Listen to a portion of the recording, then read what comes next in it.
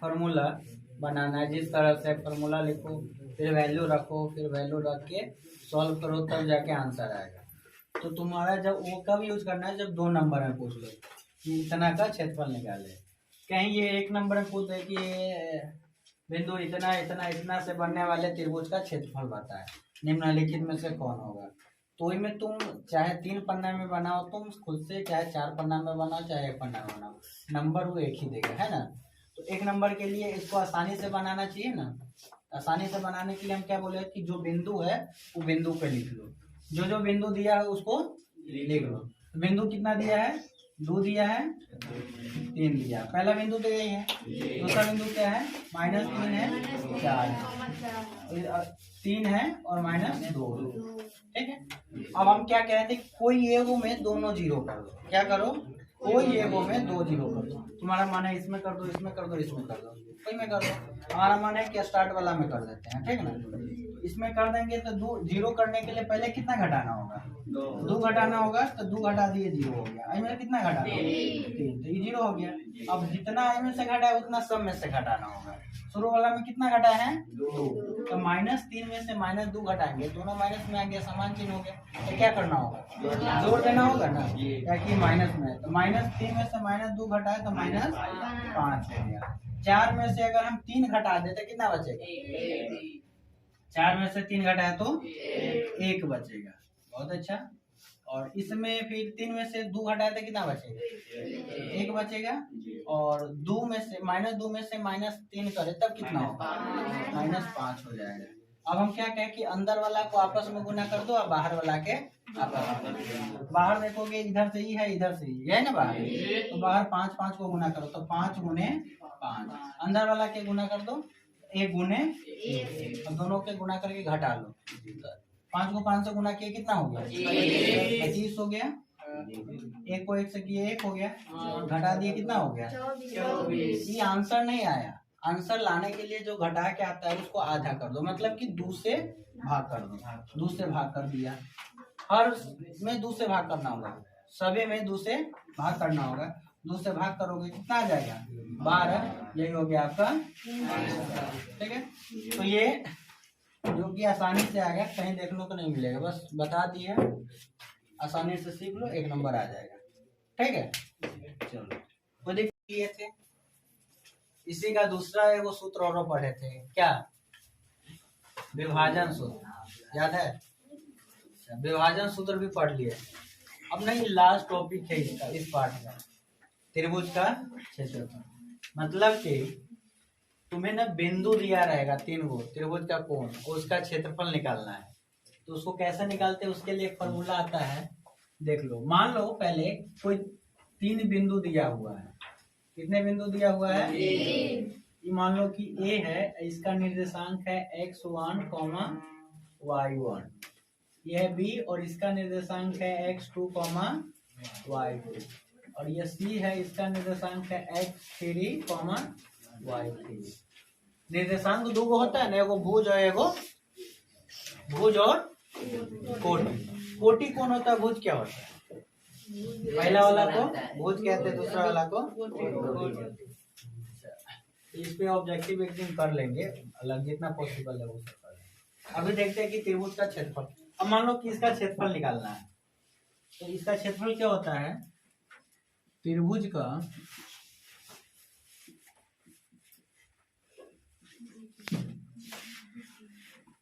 क्षेत्रफल 1/2 और ब्रैकेट में होगा x1 y2 minus y3 plus x2 y3 minus y1 plus x3 into y1 minus y2।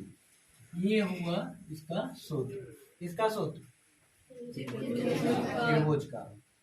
त्रिभुज के क्षेत्रफल क्या होता है, half into x1 into y2 minus plus x2 into y3 minus plus x3 into y1 minus ये देखो मतलब कि याद होने वाला फार्मूला मतलब है कि नहीं, याद हो जाएगा।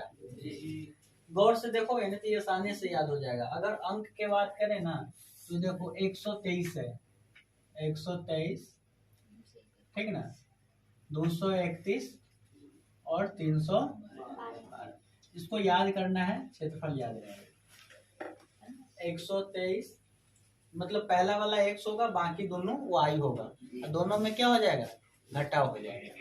जिससे यहाँ 123 लिखा हुआ है, इसमें क्या करेंगे, x में 1 लगा देंगे और y के 2 माइनस, बाद में 3 है तो y के 3, दोनों के बीच माइनस हो जाएगा, यही ना। शॉर्ट में क्या याद करें, 123 231 312 त्रिभुज के क्षेत्रफल के फॉर्मूला है। अंक याद रहेगा आसानी, 123 231 312। क्या होता है फॉर्मूला, 123 231 312, आसानी से याद हो जाएगा। किसका फॉर्मूला है, तो ये इस तरह का कोई त्रिभुज दिया रहा है तो इतना से उसका हम क्या निकाल लेते हैं, क्षेत्रफल निकाल लेते हैं। अब देखते हैं इसका उपयोग करके। ये 2 नंबर के क्वेश्चन रहेगा एग्जाम, 2 नंबर के रहेगा या 1 नंबर के रहेगा। 1 नंबर के लिए एक अलग तरीका होता है बनाने का, जो अभी हम सिखाएंगे आपको। और ये 2 नंबर के है, अगर 2 नंबर के इस तरीका से बना, 1 नंबर वाला में सीधा ऑप्शन टिक करना होता है, उसके लिए बहुत आसान तरीका होता है, बता रहे हैं। अब मान लीजिए एग्जाम्पल देखने के लिए हम लिखते हैं एग्जाम्पल, किसी त्रिभुज के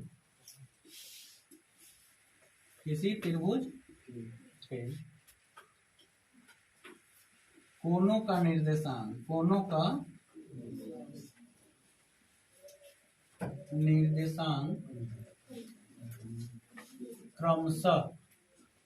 क्रमशः का मतलब लगातार, इतना 2,3 -3,4 एवं 3,-2 है, तो इसका क्षेत्रफल बताएं।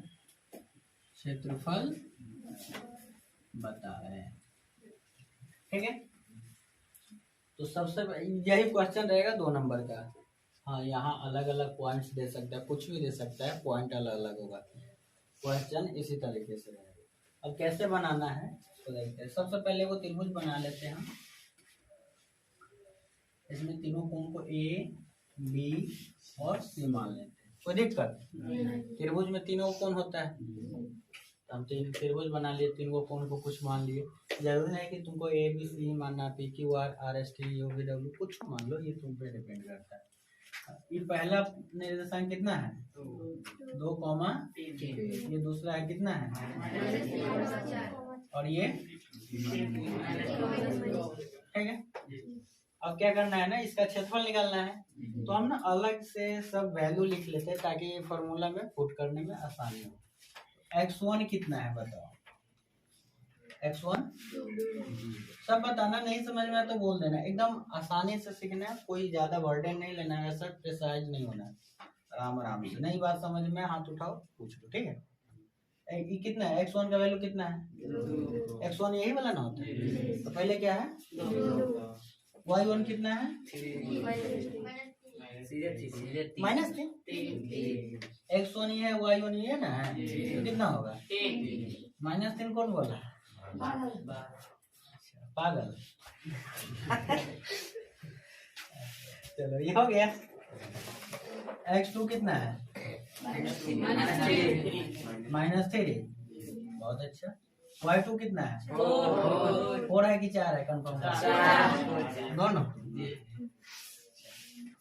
x3 कितना है, 3, और y3 -2। अब हम क्या लिखेंगे, त्रिभुज के जो क्षेत्रफल निकालना है, तो क्षेत्रफल का फॉर्मूला ना लिखेंगे। तो हम मान लेते हैं, मान क्या लेते हैं, त्रिभुज ABC का क्षेत्रफल बराबर होता है क्या, फॉर्मूला से हाफ इंटू, क्या फॉर्मूला याद है, 123। पहला में x लगाना है, दूसरा में y लगा के माइनस कर 123 हो गया, 300 ना, 201 200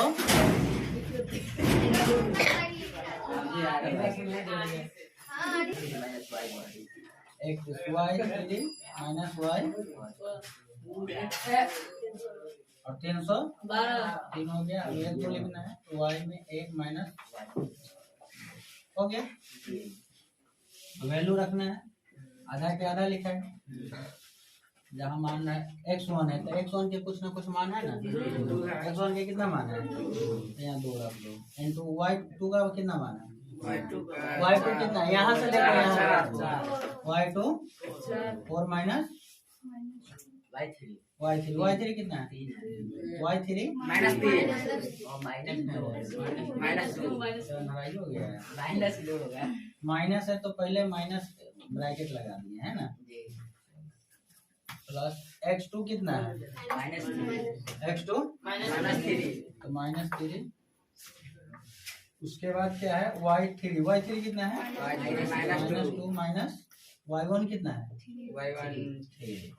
अब कहोगे में माइनस लगाए हैं, इनमें माइनस नहीं लगाया है, चला सही ना। देखो इसका मान माइनस में था इसलिए यहाँ माइनस लगा दिया ब्रैकेट, ऐसा फॉर्मूले में होता है इस तरह। प्लस वाई x3 कितना है x3 3 और y1 3 y2 4। यहाँ तक किसी को कोई दिक्कत है? कोई दिक्कत नहीं। ये लिख देंगे 1/2, 2 के 2 आ गया। अब 4 यहाँ देखो पहले हल करना होगा, 1 को माइनस 2 को माइनस जब लगले रहता है ना, गुना में रहता है तो बन जाता है प्लस, ये गुना में है ना प्लस हो गया 2 को देखकर, ये प्लस है, चिन्ह क्या है माइनस प्लस 3 गुने 4 में 3 में से 4 घटाओ तो क्या होगा 1 नहीं बचेगा, माइनस 1 बचेगा। 1 माइनस 1 में कितना का अंतर है 2 का अंतर है। 2 गुने कितना हो जाएगा, ये 4 में 2 जोड़ देंगे तो 4 में 2 जोड़ देंगे तो 8 हो जाएगा, 6 हो जाएगा। माइनस इहो माइनस फिर 2 को माइनस आ गया, गुना होकर क्या बन गया प्लस हो गया। कितना होगा 5 दिया है, ये को माइनस है, प्लस होता है क्या होगा माइनस 3 है 4 6 दूने प्लस 15 घटाओ 3। बॉडमास आता है, बॉडमास में पहले क्या करते हैं पहले भाग कर लेते हैं ना, हमें भाग है तो पहले क्या करेंगे जोड़ कर लेंगे। जोड़ 12 को 15 को जोड़ना है ना, 12 15 27 माइनस ये हो गया 1/2 गुने 27 में से 3 अगर घटा देते कितना बचेगा 24 कटने वाला है, दूसरे काट दे कितना आ गया 12 आ गया। तो यही हो गया आंसर, कितना आंसर हो गया 12 वर्ग इकाई। किसी को कोई दिक्कत है, आसानी से बना लोगे रेफरेंस रख के, बिल्कुल।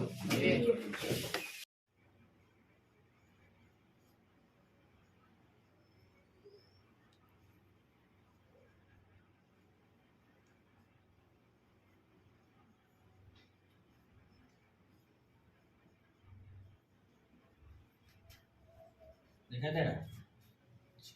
तो जब 3 बिंदु दिया रहा है संरेख रहा है, कैसे पता करेंगे संरेख है कि ना है, तो इसके लिए फॉर्मूला आता है, फॉर्मूला नहीं इसी का एप्लीकेशन। उसमें करना क्या होता है, जब भी कोई 3 बिंदु संरेख रहा है या एक रैखिक रहा है, संरेख का मतलब क्या होता है कि लाइन से रहना है, यहाँ ए है यहाँ बी है यहाँ सी है, तो इस तरह को हम कहते हैं इस वाले को संरेख या एक रेखा, मतलब कि एक ही रेखा पर अगर कोई इस तरह से है तो इसको संरेख नहीं कर सकते। यदि ए यहाँ है बी यहाँ है सी यहाँ है तो इसमें एबीसी संरेख है, इसमें एबीसी संरेख नहीं है, इसमें एबीसी संरेख है तो एबीसी संरेख। अगर जब कोई 3 को बिंदु दिया रहा है तो पता करना हो कि संरेख है कि नहीं, तो कैसे पता करेंगे, तो इसके लिए क्या फॉर्मूला है, जब भी कोई 3 बिंदु संरेख रहे तो त्रिभुज का त्रिभुज का क्षेत्रफल जो होगा वो 0 के बराबर आएगा। त्रिभुज का क्षेत्रफल कितना हो जाएगा? 0 हो जाएगा। कब? जब 3 गो बिंदु संरेख रहेगा। ऐसी स्थिति में क्या होता है? ऐसी स्थिति में होता है x1 y2 minus y3 plus x2 y3 minus y1 plus x3 y1 minus y2 बराबर 0।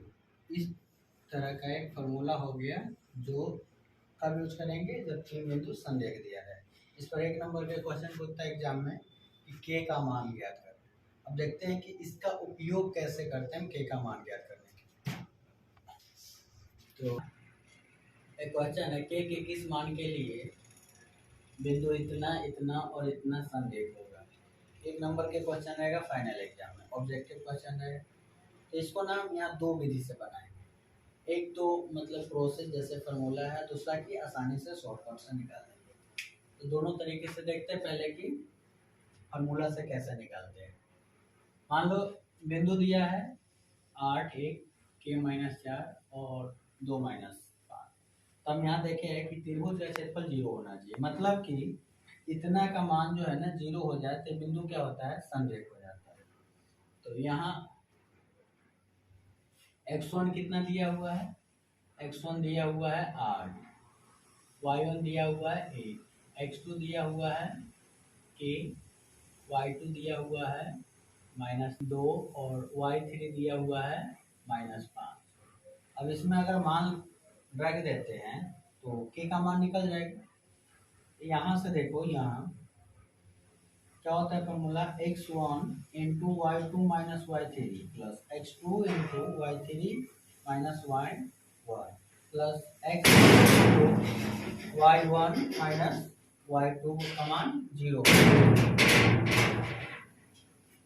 क्या होता है? x1 का मान कितना है? 8 है, यहाँ रख दिए 8। y2 का मान दिया हुआ है -4, y3 का मान है -5 प्लस x2 का मान दिया हुआ है k, y3 का मान और y1। x3 का मान कितना है? x3 का मान है 2, y1 है 1 और y2 है -4 बराबर कितना आना चाहिए? 0। अब 0 कहला दिए क्या कि दिया हुआ है कि संरेख होना चाहिए।